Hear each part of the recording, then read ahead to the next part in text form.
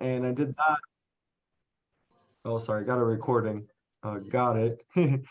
So basically, got my bachelor's over there, and was a nurse for about 5 or 6 years, and realized, where you are and the people that have been doing it for a certain length of time, you want to see where they're at, and then say, do I want to be in that person's shoes at that time? And to be honest with you, nursing sounds, like an amazing career, but after the course of time, you realize the people that are in there are not the most optimistic or happy, and that's kind of the energy that I like to play in. So after a while, went to different places. There's plenty of places you can go. I did home health, switched it around, and it taught me a lot as a person, and helped me to mature a lot. But realized, it was capped at a certain time. Even when you work more hours, the tax gets to you, and then you're still capped. So that was very interesting for me, and it seemed to be meticulous and not challenging. So I was blessed to be able to find the company here in MTN in South Florida, and really got to learn a lot about myself. And the time frame I've been here is about 2 years now. And going through nursing school is probably the most challenging thing I've ever done. There's an accelerated program in there. And once I got out of there and came here, so I actually learned here more about myself and others in a few years than I did there in about 7 years in total. So I'm just super appreciative and grateful for what this business has to offer, which is communication. I feel like when I was in nursing, when I was in the hospital, I didn't like talking to people. I was closed off and timid, shy, and didn't want to, even speak with people at certain times, was kind of not used to talking, and I could always think on my feet, and that was always my sharper skill set. But being able to speak to others about it was something that I had to work on. So grateful like this opportunity was able to give me that. So I transitioned and I learned a lot about myself. And one thing that always stuck with me is having that mentality that, we're here to get things done. And it's just fun when you compare different areas of life. Like for example, for stress for me when I was in that environment, it was like, all right, cool. Like you're gonna be there for a certain amount of time, and this person's gonna, either pass away, they're either gonna, die or not. So it's a little bit more challenging when it comes to the stress part of it. So for me, for here, it's like it's so fun. Like nobody's dying. All right, cool. Like that's super exciting. Like, oh, somebody walks out, nobody's dead. All right, boom. That's super exciting for me. You're gonna So qualify or you're not gonna qualify. It's not about living or dying. So it's easier. exactly. Exactly. So for me, that was super eye-opening, and I was able to run with that, and just understanding like, we're in an opportunity where you can continually hone in on yourself and your skills. But one thing that always stuck with me is the mindset, is that time is money. So you always want to be super effective with your time, and you always want to be super sharp with the way that you spend your time, and it's working hard and working smart, not just vice versa, either one of them. Nice. Joe, so when you came to MTN, did you figure out sales like as soon as you got in, or it took some time for you? Well, honestly, it took me about 8 days to get promoted. But I would say I That's was, a long time. yeah. I was blessed to have Devin as my leader. It taught me basically just not being scared to talk with people. In the first few days, I was kind of, not ready to speak with anyone. But once I realized, like, one thing that he told me from the beginning is you'll probably never see these people ever again. Why not just have fun with it and play loose? And it's so true. Like, even the customers that you do sign up, you don't ever really run into them again. So, don't let that, ever come into your mind or whatever, like not scared to talk with anyone. So that one is just being fearless. And, from there, then learning and being okay with failure, to be quite honest with you, because failure is on the path to success as long as you see it as a lesson and not a loss. I love it. So, Joe, so you figured out sales in, you said 8 days. What was your first week to date on your first year, if you don't mind sharing? What was my first one? I'm sorry. Week to date, but year to date, like how much did you make your first year? Oh, okay. So, oh, that was a fun one. That was on Xfinity. So the commissions there were slim to none. It was a little bit different.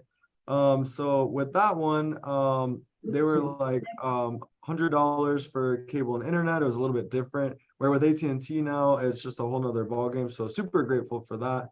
But with that one, it was about 65, I would say. That's really good on Xfinity. Yeah, that's your Yeah. first year. How about Yeah. EDM, your first year? So EDM, that was nice. That one was, I want to say, so also too with Xfinity, that was like about 8 or 9 months. With the first year in EDM, it was also about 8 months because I had an ACL, MCL, Oh meniscus. yeah, you did. Yeah. So I was out for about 3 months. I'm just laying up, cooped up and recovering. So that was 85. And then the last year, 85 in 8 months. yeah. Woo, that's hard. So how do you do that? Do you So have this method of like going and be like, oh, I say this and customers come to me? um something like that, honestly. So it's kind of being able to work smart and work hard, and I'm a firm believer in your belief system and the vision that you cast for yourself. And then rising up to your potential. And I'm a believer you always rise up to your potential and then fall to your standard. So for me, coming from nursing, my standard or the hourly there was about 70,000 a year. So for me coming to here only makes sense. All right, look, you have to make at least that, right? So that was my gear and my mindset. Hmm. Um, and then from there, it was like, all right, cool. So let me focus on what I want to happen.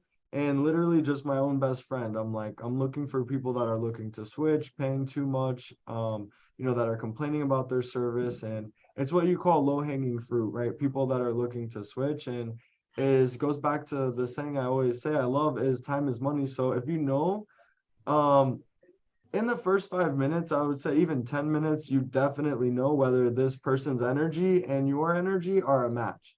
And if you're keeping this person around you and you know their energy might not be a match for more than 5 or 10 minutes, now you're taking time that's kind of unnecessary. Where in the first 5 minutes, it's a sale. Sometimes you're able to close like a quicker one in about 10 minutes. So it's just understanding like spending your time with the right people. And if they're not the right one, just having that big abundance mentality and understanding the right one will come as long as you let them come. And, it's opportunity cost. If you're spending your time, let's just say with a one liner, especially when I'm coaching the guys, is like with one line, you can spend 30 minutes or even an hour, something like that. It takes about the same time for a 3, 4, or 5 liner. So just having that abundance mentality and understanding they're always in there as long as you allow them to be. I love that. Joe, so you came from the nursing industry and you got into this, right? And you're making close to like 80, 85K, which means you're pacing more than six figures in a year, right? And it's really hard for someone to come and stay focused in the game for that long. How did you manage to stay focused in one skill set and how did you master it? Thank you. I appreciate that. I feel like things are only hard if you tell yourself that they are. Um, so I try to tell myself that it is easy if I allow it to be. So something that allows it to be easy to me is my habits. Um, and the habits that you go into your day to day with will discipline yourself and ultimately get you the result, whatever it is that you get. So certain habits that are like a key factor for me is I know I get into the gym and I love to work out because I'm like putting in my headphones and I have my space or my time, me time, right? I'm a big believer in me time. Like I gotta fill up my cup before I could fill up the cup of others, especially on the team, and then especially on the other people that I'm helping. Gotta get me right so I can get others right. So if I feel like I'm pushing in the gym and I'm getting out, whatever energy that I may have, and then boom, I'm ready for the cup to be refilled. And then, listening to some motivational videos and some podcasts, something that I do is like a staple in my routine as well, so that I'm able to give to others too. So I would say your habits are the dictation of the longevity of your success. And the amount of discipline that you have at the end of the day is going to back up your level of results when the motivation is not there. Because there's some days I wake up and I'm not as motivated. There's some days I'm jumping out of bed, I'm super excited. Others I'm not. So you're gonna fall to your level of discipline. So I stay disciplined. Whether the alarm is 50 or 6:55, I'm gonna allow myself maybe 5 minutes. If not, like I gotta get up at that point because once you get up from there, then you start the ball rolling on, on a faster foot. I love it. This is my last question for you, bro. And after that, I'm gonna open up some questions from the guys because I know guys are excited to talk to you. So I saw how you guys came from Xfinity. I was watching you. Like Joel was the name, definitely on Lens team. Like you guys have about 3 people, right? So, but then you had the energy that started spreading around the entire team after that.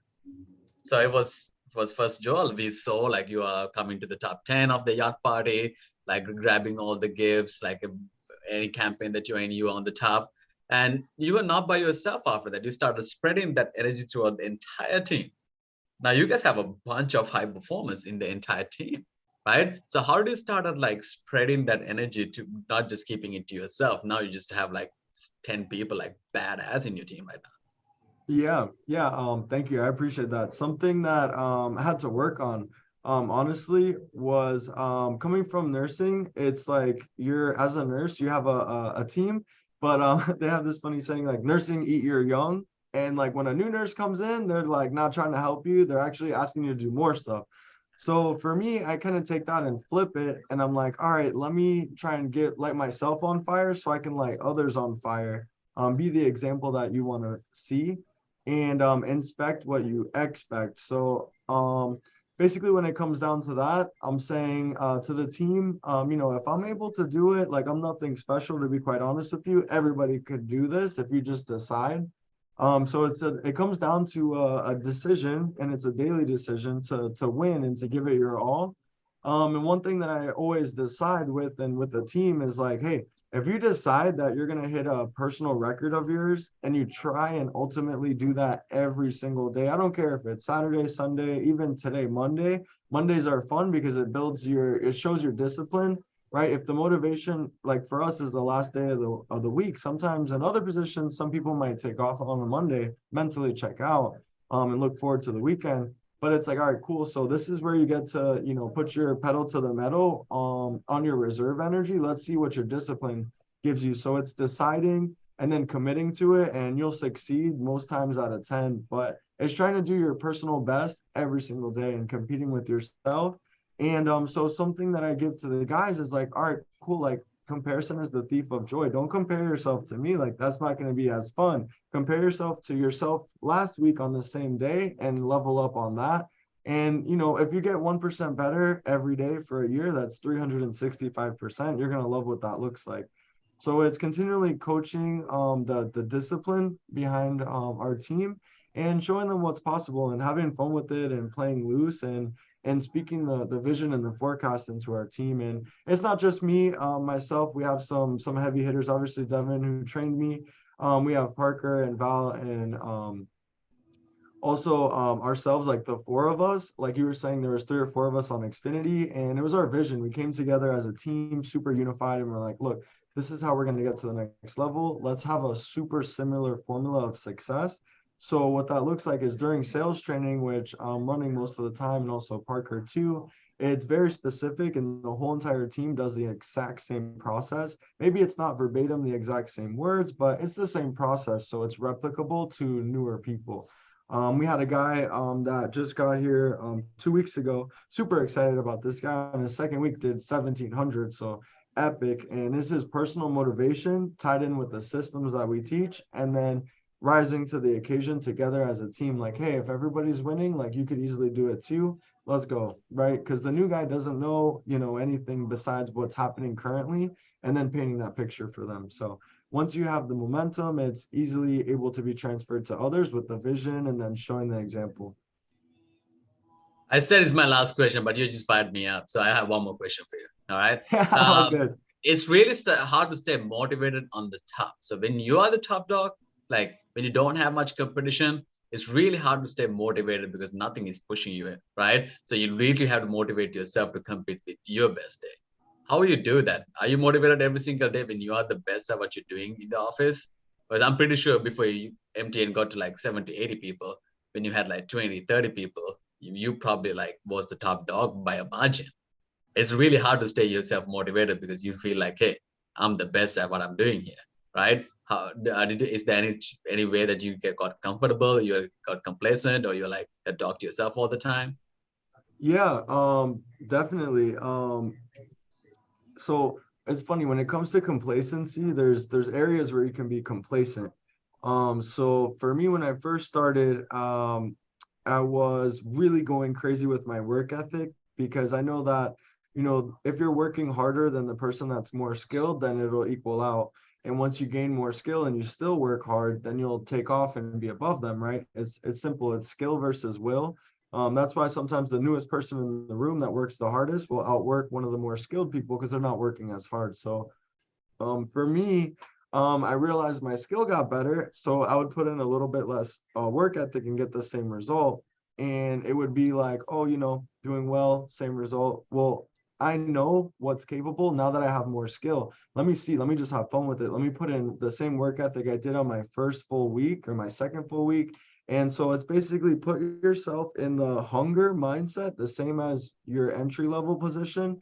How hungry were you when you first got the opportunity, right, to join into the company? How thirsty were you to make your first sale, right? So now take that ambition and that hunger and that drive and now mesh that with the skill set that you currently have, and it'll take you to the next level. So that piece is the skill versus the will. So once you realize your skill is at a certain level, now you can hone in on certain areas of your game where you can increase on that skill and then double down your will, and you'll take off, trending in an upward direction for sure. Just having the awareness, and then don't be, shy to face the level of skill that you need to raise or increase. And then also back it up with that work ethic and that will. And then the other thing is I have, I'm getting engaged in December. So I No just, way. yeah. Whoa. Let's go. Let's go. So yeah, I'm super excited. But so it's like I got a fire under myself, and it's like it's a nice wedding. She's Dominican. She's like, I need a custom ring. So, it was a nice little 10,000 there, and then the wedding was like 30,000. So it's like I have personal goals and personal financial stability that I'm still like, all right, cool. So I have this going on. I'm also branching and launching with Devin, so I'm also moving. So there's like, it's so funny, like in a midlife crisis, there's a lot of people that will either be moving, getting married, or having a change of career. I'm doing them all and I'm welcoming it. I'm like, all right, I'm excited. Like change is inevitable. There's one thing in life that's going to be a constant is change. And it's so funny. So just welcome change and you'll welcome success. So for me, it's like, all right, cool. Like I'm spending all this money. Let me double down on my work ethic and my skill. Let me try and improve, working as hard as I can, as smart as I can. And for me, that's lighting the team on fire and also myself on fire for my personal ambition and for the team goals as well. And it's just understanding, like, it's simple when you're able to know what winning looks like, and then you're able to spot something in someone's game and then say, hey, look, if you just made this minor adjustment, you'll get a major result. Have them make the minor adjustment, and then they get the result. And then, that's the formula for success and just replicating from there. Oh, I'm happy for you, bro. Thank you. I'm super excited. All right. Let me spotlight the guys. So whoever has questions, but if they don't have questions, I can throw a bunch at you. You just fired me up. Let's go.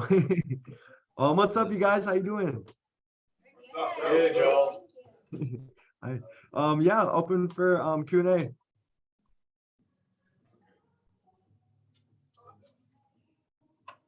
start. Okay. All right. So thank you again, Joel, for joining our leaders meeting. My Oh, of question course. is, when was the last time that you felt like you lost your momentum? I think you had mentioned about when you tore your meniscus. Yeah, your meniscus. How did you overcome that little period of being cooped up and then grabbing on your momentum again, rebuilding? Yeah, that was very interesting with myself. So I was playing soccer and it was raining, and I was like, man, I probably shouldn't go, but the hunger in me was like, I just want to go play and go get a quick workout in. And so I put cleats on a turf field. Don't ever do that. I promise you that's a huge mistake. So I turned my whole body, but my foot didn't turn, and so everything tore. It was like a pendulum, like under my knee in any which way. It was crazy. And so the nurse in me was like, all right, this is an emergency. And then the hunger in me was like, all right, let me play. So I went into the goalie position and somebody like kicks the ball and it like hit me right in the knee. I was like, all right, I need to go straight to the hospital. So that was fun. And figured out I had a torn ACL, MCL, meniscus. So the pain was excruciating. And I went in and so they did the whole thing. And basically the surgeon, he's like, hey, I don't know if you're ever gonna be able to recover from this, or even walk again. And I was like, oh, that's interesting. Like, what makes you think that, doc? Like, what's going on? And he's like, oh, that's gonna be a 3 to 6 month recovery time. And what happens is basically if and this is like being laid up in a bed, because you have to allow your ligaments to heal, and it takes extremely long.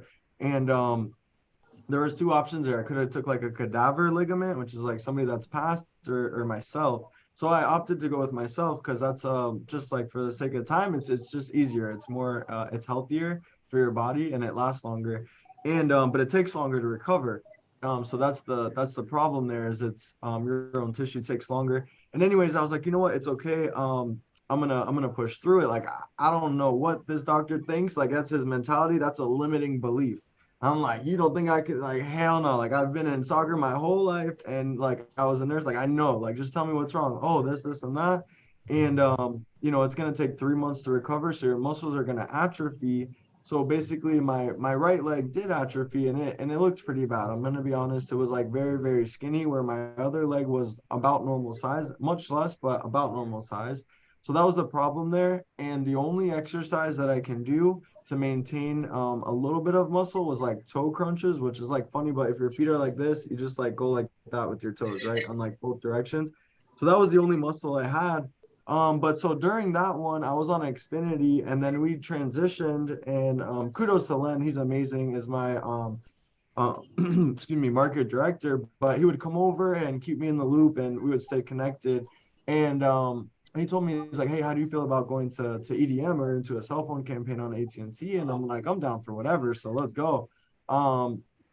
But for me, it was super exciting because to me, I'm like, all right, cool. This is a whole nother opportunity to learn a whole nother product, and the commissions are going to be more. All right, boom, let's go. Let's see what I got. But so it took me 3 months in bed, and it was super tough for me because like when you're staring at four walls for 3 months, like there's you think a lot, and you go through it a lot. So I was reading books, I was staying focused there, and just in the forefront of my mind was like, all right, when the fourth month comes and when the doctor clears me, like I'm going ham. Like I'm ready. Like I'm penting up all this energy so that when I get out there, I'm gonna destroy it, and I'm gonna be extremely grateful for the opportunity to be able to walk again when I have that opportunity. Like there's no way I'm not gonna walk. Like it's definitely about to happen in 4 months. And so every day I'm like doing toe crunches. I'm like keeping myself ready and just understanding like it's not that it won't happen, it can't happen. It's just it's very highly unlikely. I'm gonna do everything in my power that I'm gonna make it happen. And so super grateful. I pushed my way, and like it was very painful, and very hard, and I had to eat extremely strict diet and I gained like 30 pounds because I was laid up. But my leg was very weak, so my body got heavier and my legs got weaker, so it was very, very difficult to get back to that point. That's just how it is. So I did a lot of physical therapy, and then after 3 months of physical therapy, so it took me like about 4 or 5 months in total. Then I was out there, I was in the field, and I was on AT&T, and I was on crutches. And to myself, like I'm thinking to myself, I'm like, man, like this is gonna be interesting. Like, are people gonna even want to talk to me? Like, I can't walk after people. Like, I gotta stop people. Like, so that forced me to double down on my handout pitch out, my beast factors, and I'll be like, oh, I'm in pain. Hey, quick question, like messing with people. You played them. Yeah. Doing my best to see whatever works. So I was just going after it, but with the biggest ambition, like there's nothing I'm not gonna allow anything to stop me. So really going hard and really going ham and just doing my best when it comes after it on my beast factors. And when it comes down to motivation, just to answer your question too, it was being super grateful. I feel like to be grateful is to have a great attitude. Your gratitude protects your attitude always, right? If you're grateful, there's no room to be sad or discouraged or even not motivated. Like my girl, she's from Dominican Republic. We visited her family, and it was like a third world country out there.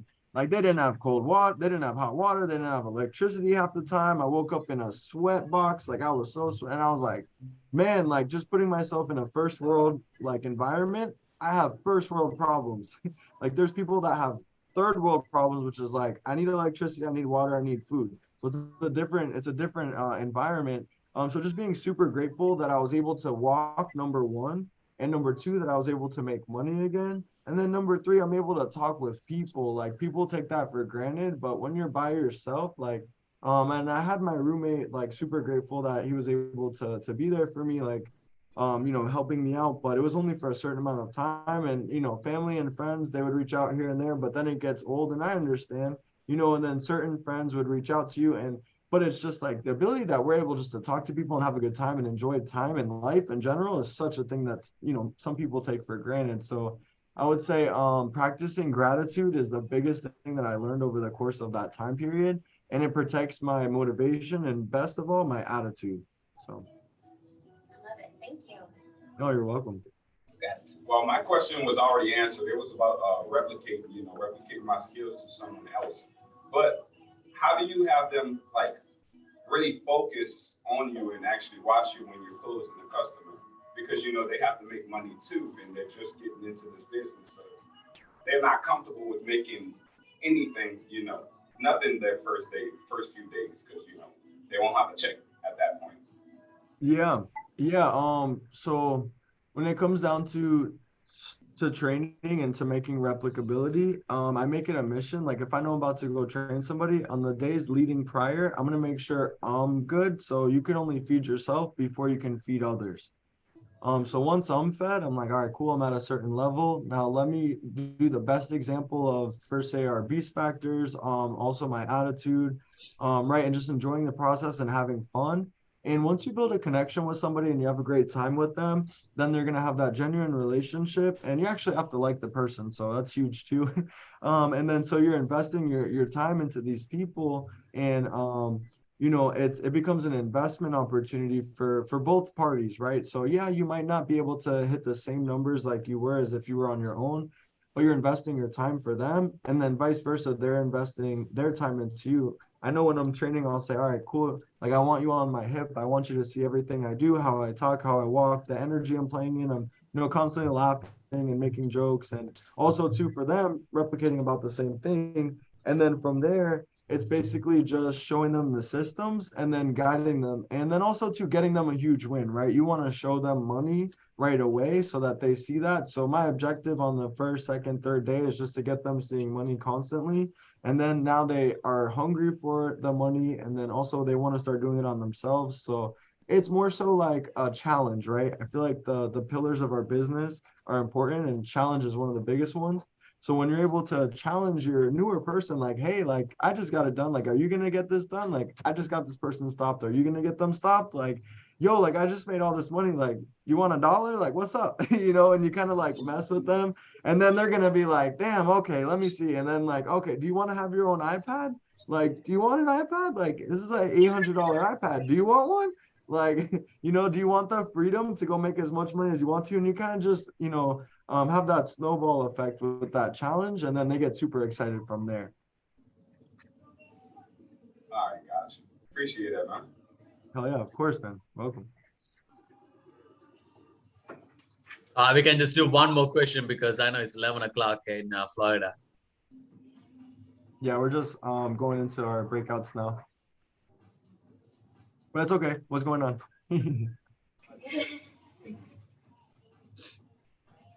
Anyone going once? Oh. Okay. I think, well, right now we're in quarter 4, so we're all about stacking and attacking. So how are you managing your money and saving money and making a lot of money at the same time? I'm sorry. Can you repeat the question? Like the guys are going crazy in the other room. I'm sorry. Gotcha. So if for quarter four, we're all about stacking and attacking right now. So personally, what are you doing to save and make a lot of money at the same time? Got you. Yeah, to say so when it comes down to that, super meticulous with like numbers. I feel like men lie, women lie, numbers never lie.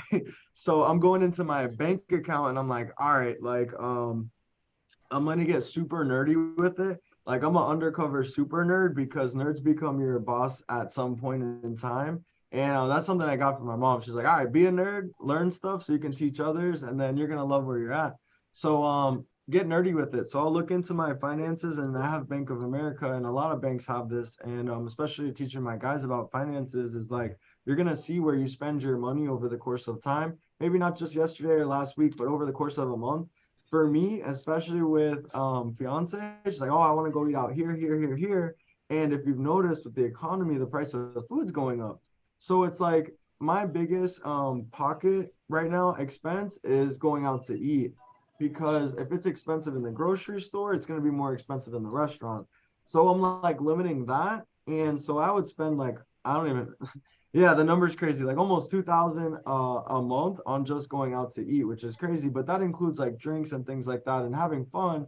So I'm like, all right, let me limit this down and be super disciplined once again with that. Even though the motivation to go out and happy hour, have drinks, have food, super exciting. Where I can do the same thing at home for a quarter of the price. Like go get some taco meat and go have a tequila bottle and drink for like a year from the one bottle, you know what I mean? Where if you take one shot, it's the same price. So it's like you're kind of just paying for the environment. So understanding where you're spending your money and then you're able to make that decision.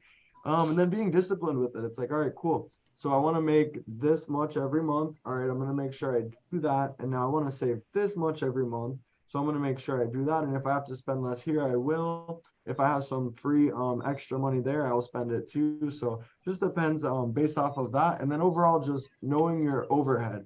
How much is your, rent or how much is your car or your insurance or your food you're going out to eat, and all the gas and different things that you'll spend. Know what you spend over the course of a month. So now you have a ballpark figure of what to shoot for.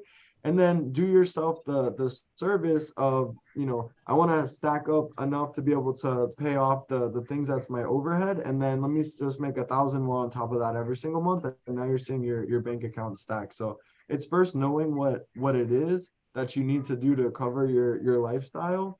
And then you can stack from there. And, something that I live by is I'm always living under my means. So however much I'm making, like, doesn't matter. Like I'm only going to spend this much every month so I can get to this financial goal that I have. So. Oh, just drink at home and just go out. Yeah, exactly. Save yourself. All right, let's go. Last question, Hassan. I saw your hand going up. Hit it. It's the last quarter, quarter four. What do you think the most important thing in this quarter is? The most important thing in this quarter, I would say is to take advantage. I love the holidays because sometimes people, or most of the times people are more excited just to be out and about. This is the fourth quarter of the second year post-COVID. So there's going to be a lot more traffic in the stores. People are not wearing masks as often. They're not as scared, right, to go out there and go get stuff out of the stores. They're not online all the time. So just taking advantage of that. Understanding there's going to be more traffic. We got Black Friday, we got Christmas, Thanksgiving. There's different holidays people are shopping for. So it's going to be the easiest time to take advantage of this time because there's more traffic. So for me, what that equals or what that looks like is get the newest people in the room crushing it at this moment in time because it's never been easier. It's going to be the easiest time of the year. And also too, stack for yourself, feed yourself so you could feed others. And then it's like, teach one person how to do it, then you're able to have them feed themselves. And you show a village how to do it, then the village will take care of themselves. But when you teach somebody how to teach a village, now you're financially, free or where you want to get to. So the mindset is continually, let me show as many people how to do, what it is that I would do as I can and as, often as possible. And have them crushing it and making it easy for them is the goal. So getting newer people up and running, I would say, is the most important part of our business at that time. That's the game that I'm in currently, is expanding and getting more people up and running and taking over. And how many people can we take to the yacht party is like the theme going right now. Nice. I love that, Joe. Oh, I yeah. appreciate you, brother, joining in. That was some great stuff. I loved every single thing. So thank you so much. You have a great week. Give Lensai a kiss on his right cheek and say, I love him. All right. Don't do it in front of people, okay? Just you and him. All right. All right, you guys have a great week. Bye. Awesome. Thank you so much. I really appreciate it. You guys have a great Anytime, week too. brother. I'll send you the recording too if you want to watch. Sounds good. Thank you, All man. right, Have a later. great day, Bye. you Have a guys. good one.